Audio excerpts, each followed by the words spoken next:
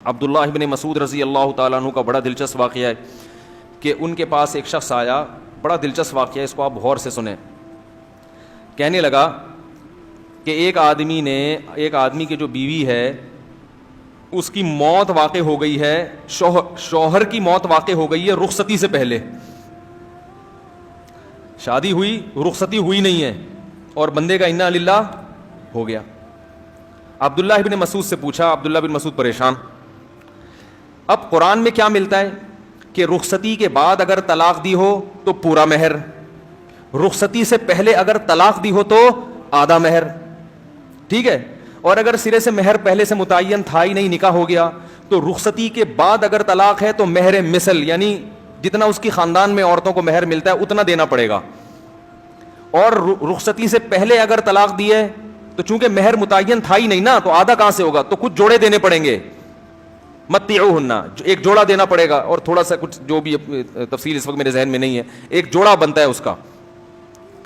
لیکن یہ کنڈیشن ایسی ہے کہ رخصتی سے پہلے طلاق نہیں ہوئی بلکہ شوہر کا انا للہ ہو گیا.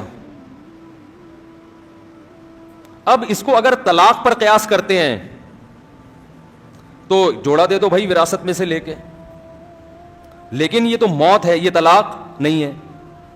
اور اگر ہم پورا مہر واجب کرتے ہیں تو میاں کو ملا کچھ ہے نہیں, عورت تو اپنے گھر میں ہے, وہ آئی ہے نہیں, جس چیز کا مہر تھا وہ چیز ہی نہیں ملی, وہ بیگم تو اپنے گھر میں ہے, تو کیوں اس کو مہر کیوں ملے گا بھائی, بہت مشکل ہے.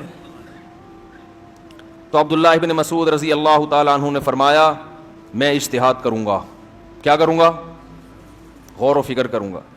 ان کان صوابا فمن اللہ, اگر درست نتیجے تک پہنچ گیا تو اللہ کی طرف سے, اگر غلطی ہوئی تو میری طرف سے. غلطی کس کے کھاتے میں ڈال رہے ہیں؟ آج غلطی ماننے کے لیے تیار ہے بھائی, ایک جھوٹ کو چھپانے کے لیے 100 جھوٹ. تو عبداللہ ابن مسعود رضی اللہ تعالیٰ عنہ نے اجتہاد کیا اور اس کے بعد بتایا اس کو مسئلہ. لہا مہر مثل نسائها لا وکس فیہا ولا شطط, پورا مہر ملے گا, ذرا بھی کمی نہیں ہوگی, اور عورت عدت بھی گزارے گی. حالانکہ رخصتی سے پہلے طلاق ہو تو عدت نہیں ہوتی. عبداللہ بن مسعود نے کہا موت ہوئی ہے تو عدت بھی ہوگی پوری. اب یہ بڑا عجیب مسئلہ. تو کسی نے کہا کہ میں نے نبی صلی اللہ علیہ وسلم کو اس موقع پر اسی قسم کا فیصلہ کرتے ہوئے سنا ہے, یعنی حدیث بتا دی انہوں نے.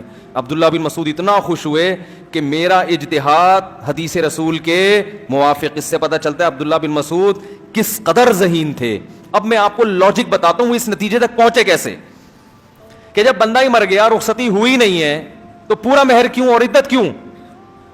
وہی سوال پیدا ہو رہا ہے, یہ کیوں رہنے دو ایسے ہی ٹھیک ہے جیسے چل رہے تھے نا, زیادہ ٹیکنیکل خشک باتیں تو نہیں ہو گئی. مجھے لگ رہا ہے آپ کے چہرے سے آپ پریشان ہو رہے ہیں. آپ کہہ رہے ہو میں یہ باتیں سننے کے لیے تھوڑی آیا تھا, پتہ نہیں کیا موضوع چھیڑ دیا. تو اب تو چھیڑ دیا, اب مکمل تو کرنا پڑے گا. اصل میں مسئلہ کیا ہے, احناف نے اس کی ایک وجہ بیان کی ہے, لاجک بیان کی ہے, ہدایہ میں اس کی وجہ لکھی ہے. وہ وجہ یہ ہے کہ میاں بیوی میں جب نکاح ہوتا ہے نا تو وہ کب تک کے لیے ہوتا ہے؟ جب تک دونوں میں سے کسی ایک کی موت نہ ہو جائے, اتنے ٹائم کے لیے نکاح ہوتا ہے. صحیح ہے نا. اب وہ موت 100 سال بعد بھی ہو سکتی ہے, 90 سال بعد بھی ہو سکتی ہے, 40 سال بعد بھی ہو سکتی ہے, 4 دن کے بعد بھی ہو سکتی ہے, گھنٹے بعد بھی ہو سکتی ہے, سیکنڈ بعد بھی ہو سکتی ہے نکاح کے. تو نکاح ہوا اور شوہر کا انا للہ ہو گیا, اس کا مطلب یہ نکاح اپنی مدت پوری کر کے ختم ہوا ہے, لہذا یہ تکمیل کو پہنچا ہے. اور جب کوئی چیز تکمیل کو پہنچتی ہے تو تمام لوازمات کے ساتھ. جبکہ طلاق کا مطلب کیا ہے؟ نکاح کو انتہا تک پہنچنے سے پہلے کٹ آف کر دینا, ختم کر دینا. تو موت کو طلاق پر قیاس بولو بھائی نہیں کیا جائے گا. کیا دماغ تھا یا نہیں تھا؟ میں نے کل حدیث سنائی تھی نا, نبی نے فرمایا رب حامل فقہ غیر فقیہ, بہت سے لوگ حدیث جانتے ہیں لیکن ہر آدمی کی مینٹل اپروچ ایک جیسی نہیں ہوتی. آپ نے سب کو ایک جیسا بنا دیا کہ ہر آدمی کو حدیث پکڑا دو, وہ خود مطلب سمجھتا ہے. اور ان مولویوں نے اپنی دکانیں چمکانے کے لیے 2 حصوں میں امت کو ڈیوائیڈ کیا ہوا ہے کہ کچھ فقیہ ہیں کچھ غیر فقیہ ہیں. یہ مولویوں نے نہیں, یہ کس نے کیا ہے؟ اللہ کے نبی نے. اور مولوی اپنی دکان نہیں چمکا رہا, اگر اپنی دکان چمکا رہا ہوتا تو اخپل طریقے سے اپنی تحقیقات پبلک کے سامنے پیش کر رہا ہوتا. وہ لے کر آ رہا ہے تمہیں ان مجتہدین کی رائے کی طرف جن کو پوری امت نے فالو کیا ہے. جو مجتہدین کی طرف لے کر آ رہا ہے اسے دکان چمکانے والا کہہ رہے ہو, اور جو مجتہدین سے ہٹا کر اپنی رائے پیش کر رہا ہے اس کو تم کہہ رہے ہو دکانیں بند کر رہا ہے. دکانیں بند نہیں کر رہا, وہ اپنی دکان کھول رہا ہے. دیکھو بازار میں دودھ کی کئی دکانیں ہوں, ایک آدمی کھڑا ہو کر کہے کہ نئی دکان کھولنے کی ضرورت نہیں ہے, پہلے سے پرانے دکاندار ہے, میں جانتا ہوں ان کے پاس بڑی تگڑی بھینسیں, خالص دودھ ہے, یہیں سے خرید لو. دوسرا آ کے اپنی دکان کھولتا ہے, اس کو پتا ہے کہ جب تک وہ بند نہیں ہوگی میری دکان چلے گی نہیں. اب وہ ان سب دکانداروں کے خلاف تقریر کر رہا ہے. لیکن ایک آدمی کی اپنی دکان نہیں ہے, وہ ان تمام دکانداروں کی حمایت کر رہا ہے کہ بھائی یہ پہلے سے ہے تو اس کی دکان کیوں چلا رہے ہو. تو اب بتاؤ دکان چلانے والا کون ہوگا, وہ پہلا یا دوسرا؟ وہ دوسرا ہوگا جو نئی دکان کھول رہا ہے.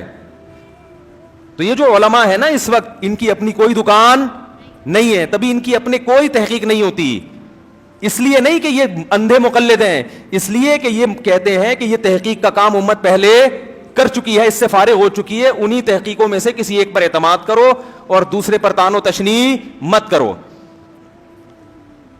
لیکن یہ کہتے ہیں نہ وہ سب ایسے ہی تھے, ان کو قرآن و حدیث کا پتہ نہیں تھا, ہم لائیں گے اپنی تحقیق مارکیٹ میں. تو یہ نئی دکان کھولنے کے موڈ میں, اور ایسے ایک دکاندار نہیں ہے, درجنوں ہیں. اس وقت مارکیٹ میں بہت سارے ایسے دکاندار چل رہے ہیں, اور ان میں آپس میں جو اختلاف ہے وہ اتنا زیادہ ہے کہ وہ تو یعنی عقائد میں بڑے بڑے اختلافات آتے ہیں ان کے درمیان. تو خیر, عبداللہ بن مسعود رضی اللہ تعالیٰ عنہ نے جو فتویٰ دیا, وہ کیا فتویٰ دیا؟ لہا مہر مثل نسائہا, پورا مہر ملے گا. تو مسئلہ یہی ہے کہ اگر کسی عورت کا نکاح ہوا اور رخصتی سے پہلے شوہر کا انا للہ و انا الیہ راجعون ہو گیا تو عورت کو مہر بھی پورا ملے گا اور عدت بھی, بولو بھائی, گزارنی پڑے. خیر, ہم کہاں چلے تھے, کدھر نکل لیے. تو یہاں سے بات آئی تھی کہ بھائی شریعت پہ چلنا فرض ہے, ہاں, لیکن خود سے یہ فیصلہ نہ کیا کرو. بعض احکام شریعت کے ایسے ہوتے ہیں جو بذات خود حرام نہیں ہوتے, کسی حکمت کی وجہ سے حرام ہوتے ہیں, جن کو حرام لغیر ہی کہا جاتا ہے, تو وہ بحالت مجبوری جائز ہو جاتے ہیں. صحیح ہے نا. اور کچھ ایسے ہوتے ہیں جو حرام لعین ہی ہوتے ہیں, جیسے شراب حرام لعین ہی ہے, وہ بالکل جائز نہیں ہے. زنا حرام لعینی ہی ہے. لعینی کا مطلب وہ خود ہی حرام ہے, وہ کسی وجہ سے نہیں, وہ ویسے ہی حرام ہے, چاہے اس میں کتنے فائدے ہوں پھر بھی وہ حرام ہے.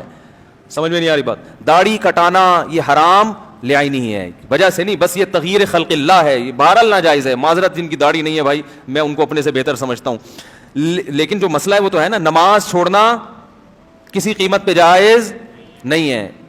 تو رمضان کا روزہ چھوڑنا یہ بھی فرض لعینی ہی ہے, صحیح ہے نا, یہ لازمی ہے. لیکن کچھ احکام ایسے ہیں جو کسی وجہ سے ہیں, وہ وجہ ہوگی تو وہ ہوں گے, وہ وجہ نہیں ہے تو وہ نہیں ہے. تو ان کی ڈیٹیل ہے, بہت تفصیل ہے. تو اس لیے خود یہ فیصلہ نہ کیا کرے.